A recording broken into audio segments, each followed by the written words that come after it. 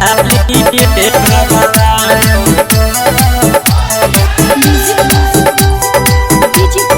कावना में डालिए भगवान। एगो पिचकारी पदू दुगो जान केकरा के रंगिए भगवान। एगो पिचकारी पदू दुगो जान केकरा के रंगिए भगवान।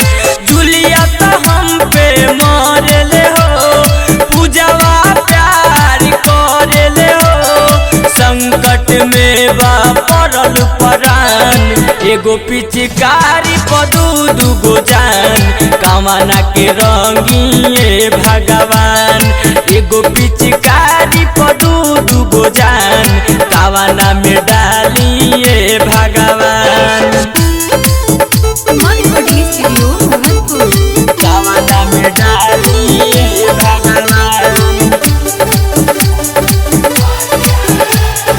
कामना में डालिए भगवान।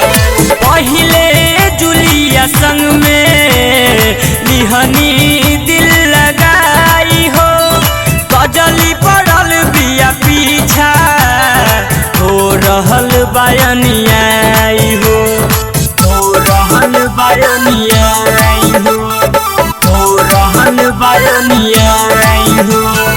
पहिले तो दुलिया संग में निहनी दिल लगाई हो, कजली पड़ल बिया पीछा हो रहल अन्याय हो, हो रहल अन्याय हो।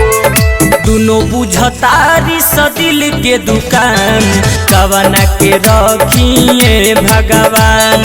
एगो पिचकारी पदू दुगो जान कवना में डालिए भगवान।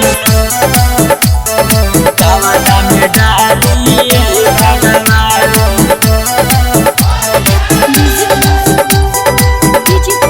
कामना में डालिए भगवान।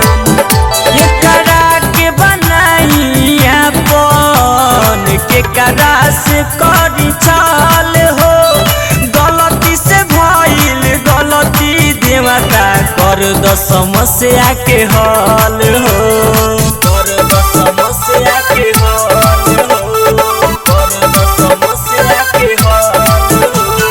केकरा के बनैया बन केकरा से करी चाल हो, गलती से हो गई गलती देवता कद समस्या के हल हो, कद समस्या के हल हो। जीतू अनुपम मितुल हरान केकरा के रंगिए भगवान।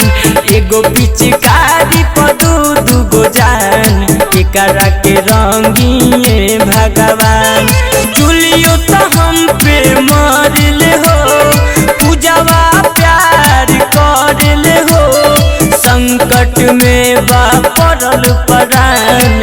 एगो पिचकारी पदू दुगो जान कामना के रंगिए भगवान। एगो पिचकारी पदू दुगो जान कामना के रंगिए भगवान। Recording studio Mohammadpur.